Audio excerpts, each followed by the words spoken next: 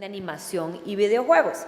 Para eso nos acompaña como moderadora la señora Sandra Quintero, propietaria de Sankey Digital.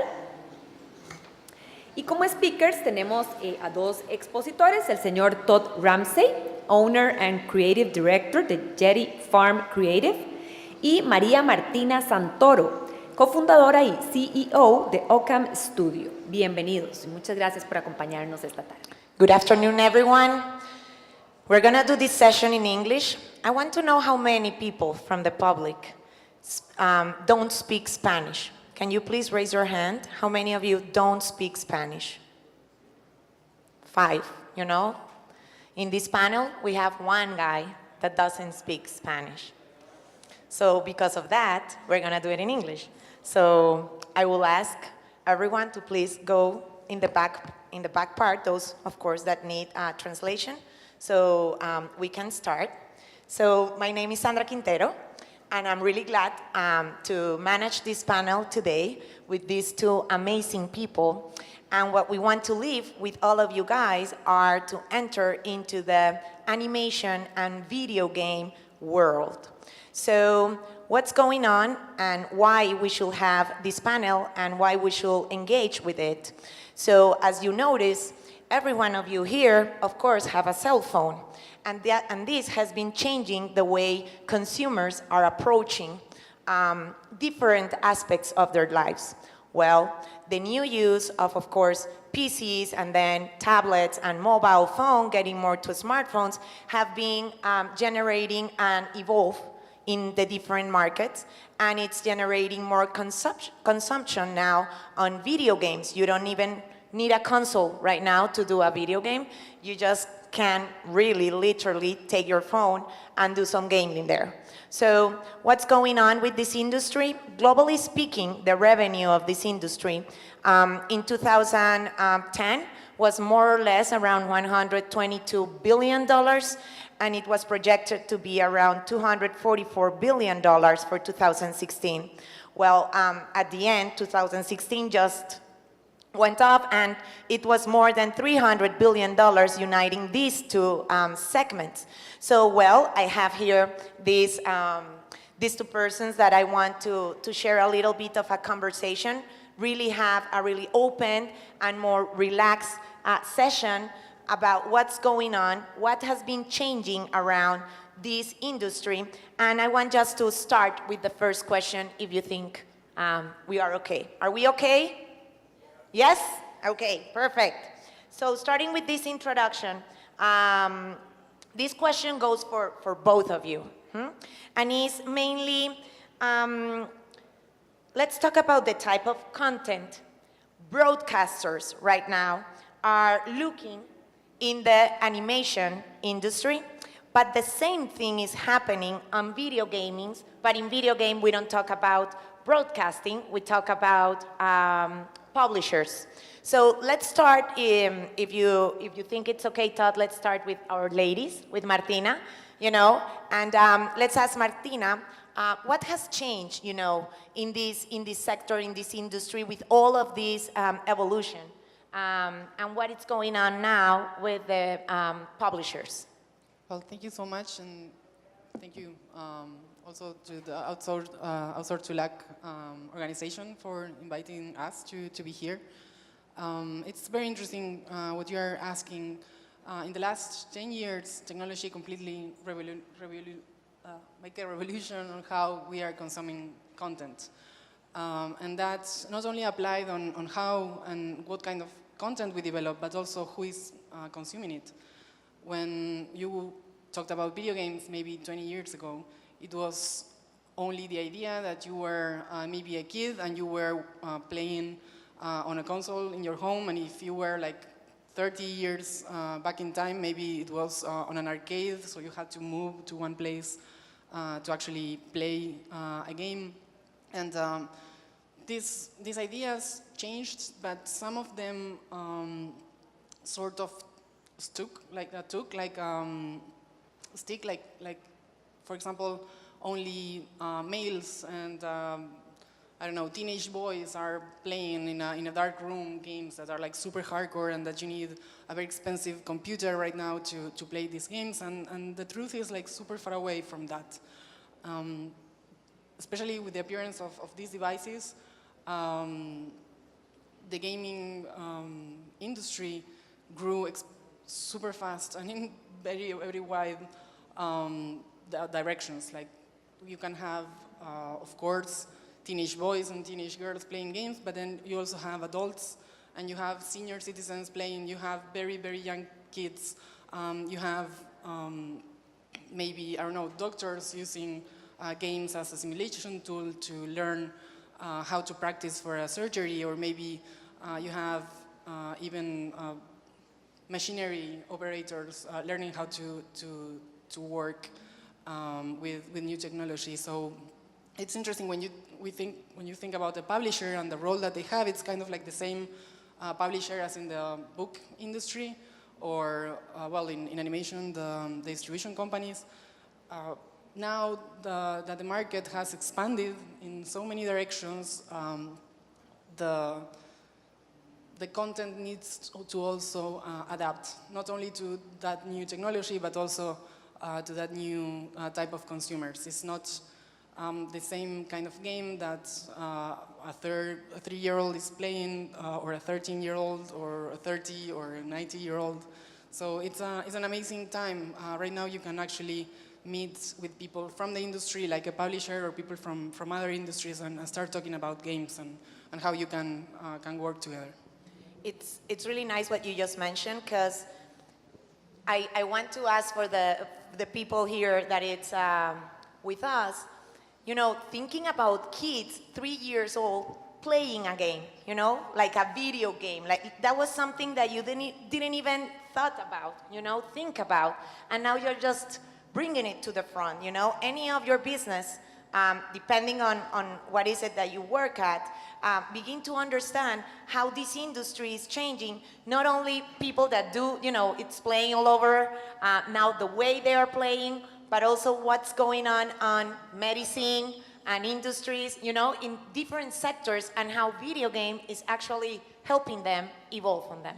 And one last thing to add is that women weren't considered part of that consumer market for so long, and it's ridiculous. Now it's proven that we are exactly half of the population of the world, and we are half of also the market.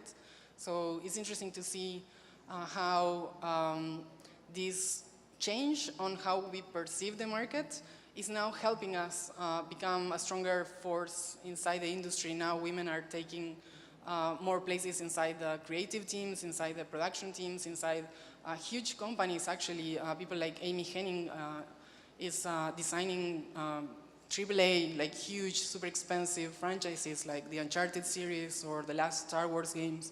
And I believe that's the most important thing. I think publishers in general are not just looking for something specific, they're just looking for good content. It doesn't matter for who or for which platform. Excellent. On the broadcaster side. Yeah, so the animation landscape has changed so much over the years, and kind of back to your point, like I'm definitely seeing the demographic change. I mean, back when I started in animation 17 years ago, more or less the broadcasters would all get together and have meetings, and they would make the decisions as to what shows were going to be made. Like they would say, okay, well, we haven't had a space show in 5 years, and we haven't had a cowboy show in 4 years, so this year we're going to make a space cowboy show. And that's kind of changed now. I mean, now broadcasters they're out there scouring YouTube and the internet, and they're discovering creators. They're looking for creator-driven content. They're finding these kids in their basement and bringing their ideas and their shows to life, and they may not necessarily make any sense, but you know, they have a huge following. Like Pendleton Ward, the creator of Adventure Time, that's not really an idea or concept you could successfully pitch to a broadcaster, because they would just like, what is this about? We don't really understand it. So it wasn't until he made a short film that garnished millions of views before the broadcasters actually took a chance on him. So yeah, the landscape's changed a lot. We're seeing a lot more, like the YouTube industry is changed. There's a lot of kids that are just making cartoons on their own and putting them up online and gaining popularity that way. And for them, those kids, it's not about the revenue, like making revenue from YouTube, because as we know, you don't really make much money. You need millions of views. It's more about getting those eyeballs and those subscribers, and then we're seeing bigger companies like Mondo Media, Frederator, they're coming by and they're acquiring the rights to those shows, and these kids are getting big paychecks, and the distribution part of it as well.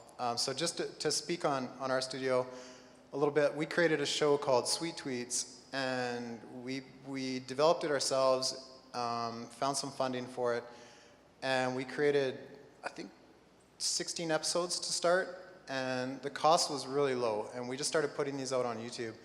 And then we signed a distributor, and they kind of went, licensed it to a whole bunch of other networks, and so we've recently just made our cost back. So we had to have that original investment and believe in the property that we were making and creating. And you know, it did garnish a lot of attention, and people really liked it, and so it's doing really well. But you might lose $100,000 making a series that nobody likes, right? And it just kind of goes nowhere. But You know, that's part of what happened also in the normal industry, or anytime you're going to invest in business, sometimes, you know, some business really bump out and other business, they don't do so good. So at the end, you need to bet, and you also need to trust on your ideas and take the advantage of what's going on these different markets. So you mentioned me something about this idea that you had, and one of the broadcasters was really interested, like you just mentioned. They are not the ones now telling you, oh, I need, you know, to produce an animation about X or Y. You came with this idea. Will you mind, you know, sharing with the audience about it?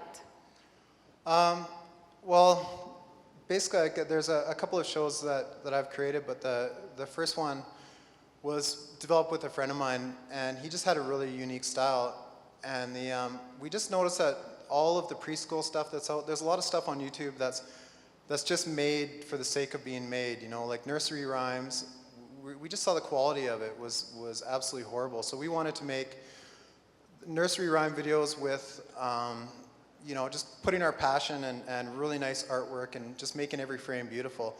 And I think that's what separates it from all the other stuff that's out there. So there's just so much stuff to comb through that's just getting 60 million views. Parents are just putting their children in front of these videos and cycling through a playlist and using these as a way to babysit and raise their children. So we thought, you know, if the children are going to be raised on this stuff, might as well make it look good. Yeah. Very well. So we want to continue talking about the digital media and how it has helped, you know, evolve and differentiate.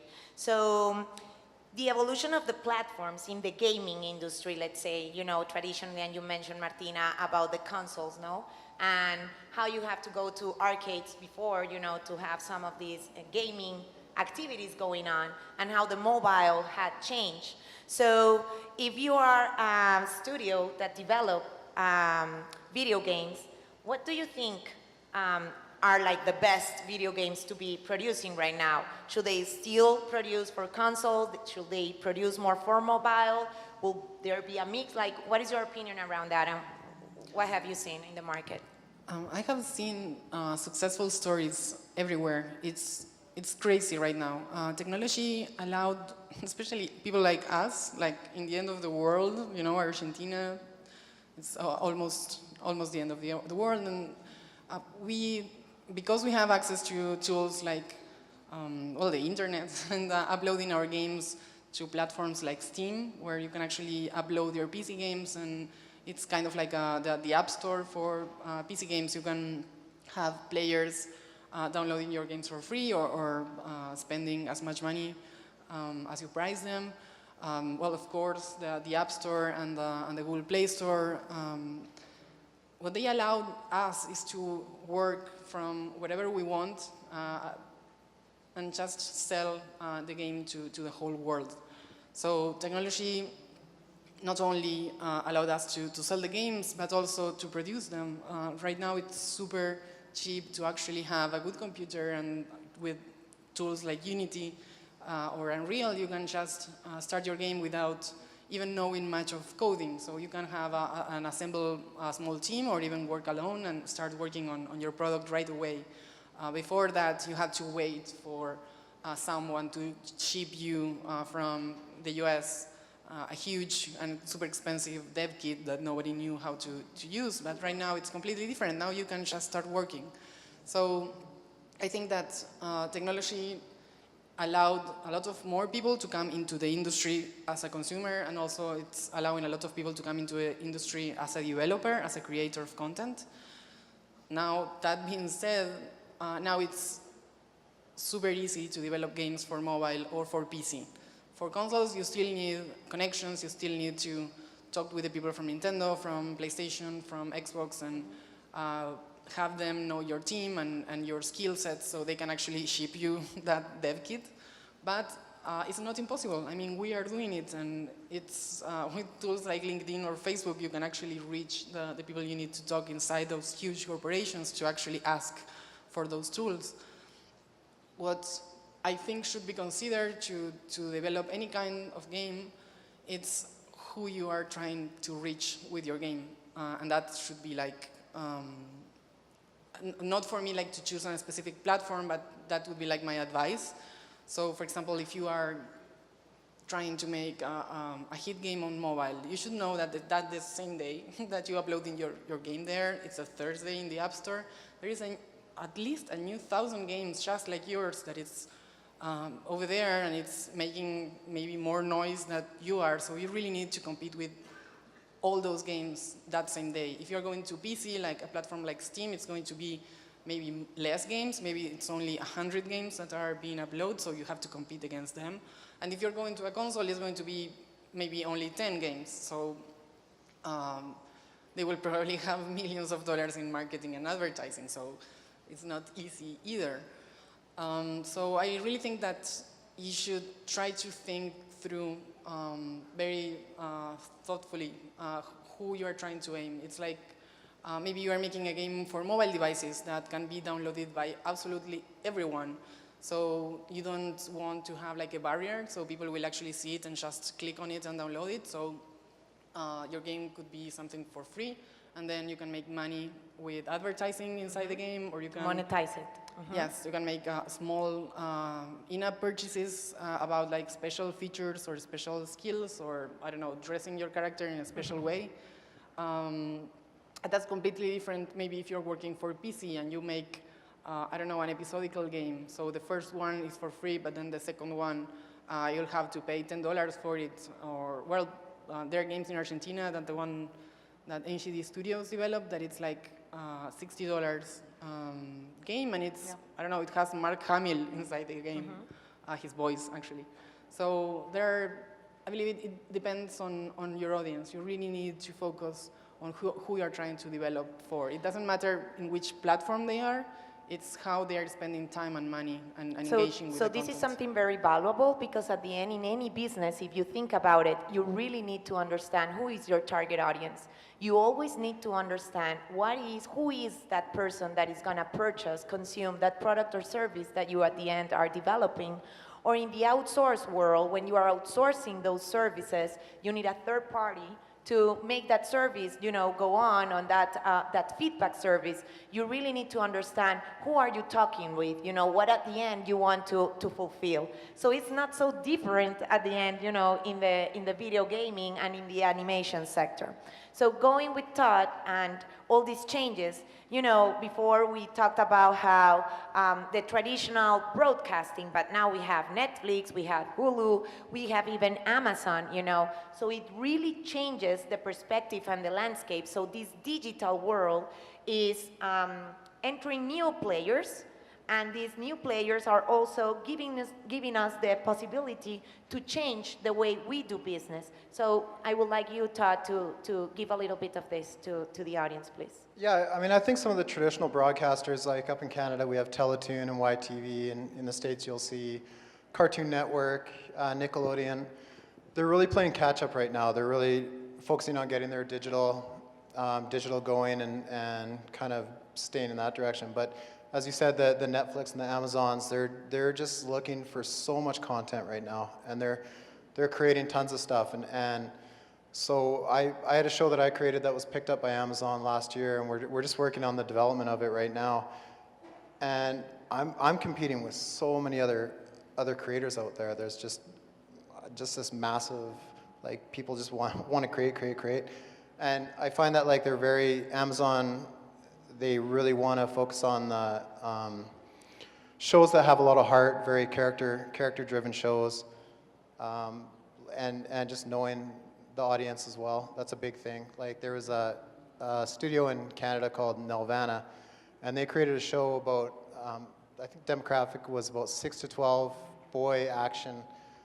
And they created the show, and they didn't make it because they had that slot already filled. Like, they already had 2 shows that were boy action. So they changed the entire cast into a female cast and just redesigned the characters and kept the same concept, the same idea.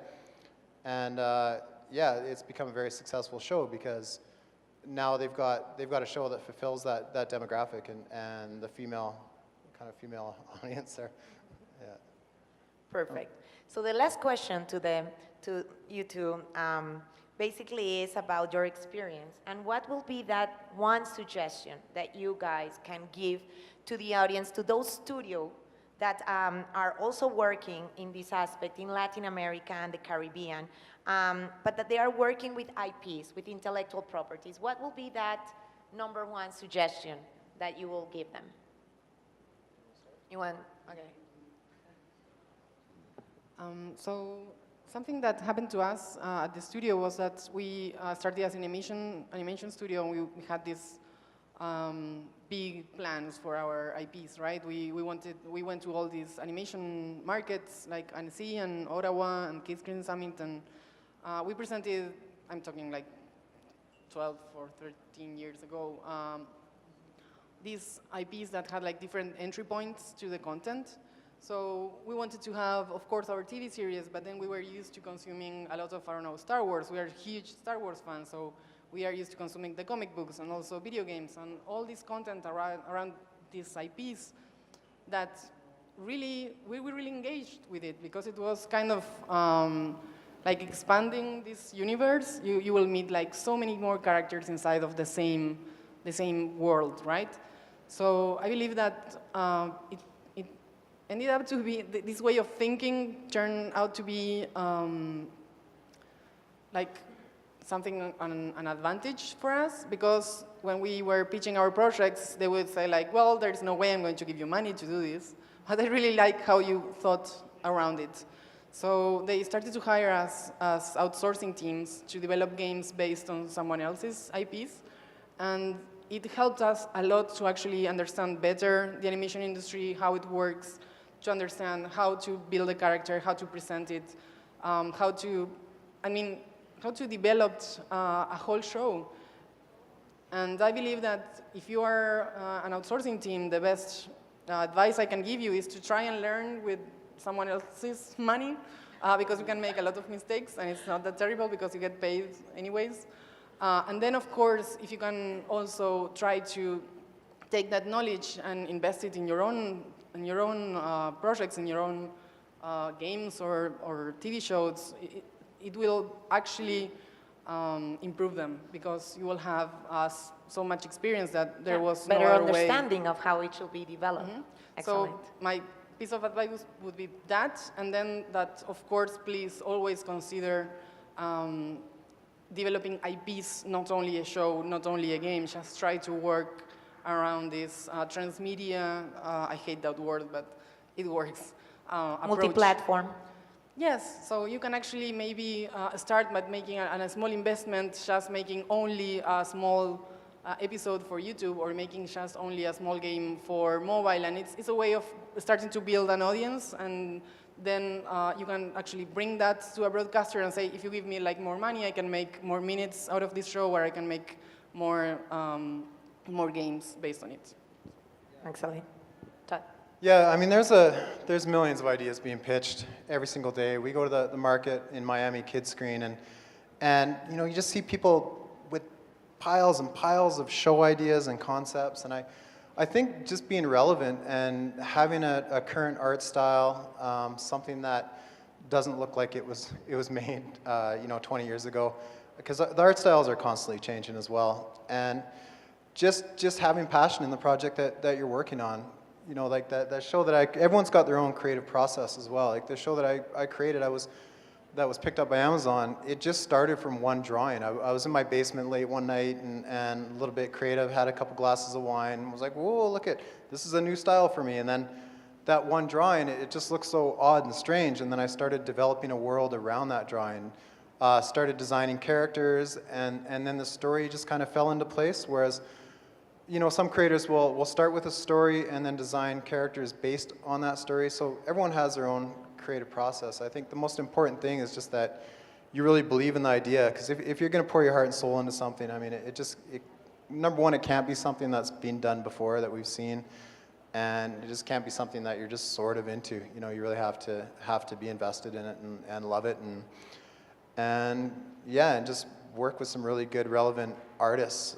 We've found artists in so many different ways. Like there's an area of Miami called the Wynwood Walls, and yeah, they just bring in these amazing graffiti artists from all over the world, and we had the opportunity to meet some of them. And these are we're thinking outside of the box and not just looking within the animation industry for designers. Like we're finding street artists to kind of help us develop and design ideas and take them to the next level. Excellent, Todd. So I think we have only time for one question from the audience. I don't know if someone would like to, throw up a question here. Are you too boring? Is it good? Two really fast questions. Good or bad? What do you say? Yay. Good, okay, yell at it, please. Let me know that you are alive, please. Okay? So actually, just to wrap up, because I know we are ahead with the agenda on the event. As you see, there's an opportunity for all of our business. So there's a huge opportunity still on the gaming industry, on the animation industry. It doesn't stop, This is changing. We see now the video consumption that is going through digital, because of the mobile. We are listening now to everything about virtual reality. And of course, virtual reality comes and blends again with all that is gaming and also animation. So as you see, this is not stopping, and it's not stopping for these two industries, nor for your industries and for the different segments. And of course, there's a bunch of opportunities, outsourcing services. Here in Latin America, definitely we see how people from Canada, people from Europe is looking at Latin America and the Caribbean, of course, at LAC, as the hubs to produce and to outsource part of their properties. But we also see how Latin American and Caribbean people have their own idea. We are a really creative culture. So, it's about time to use this technology to let us know, to go further from frontiers and to show the world what we're capable of. So that was about this session. I hope you had the most out of it. Martina and Todd, in the name of Outsource2LAC, BID, we are very thankful to have you guys here. No need, don't worry, we're leaving. But please, a round of applause for our two guests, and thanks for your time. Sorry, just a quick word. I just wanted to speak in 30 seconds just on the outsourcing aspect. I mean, in Canada, we definitely, there's so much work going on right now that we're actually turning down some projects, and we have to outsource all the time. And what a better place to outsource than Costa Rica or anywhere in Latin America. Same time zone, the sense of humor doesn't get lost in translation, so definitely looking to make some connections here. Excellent, thank you.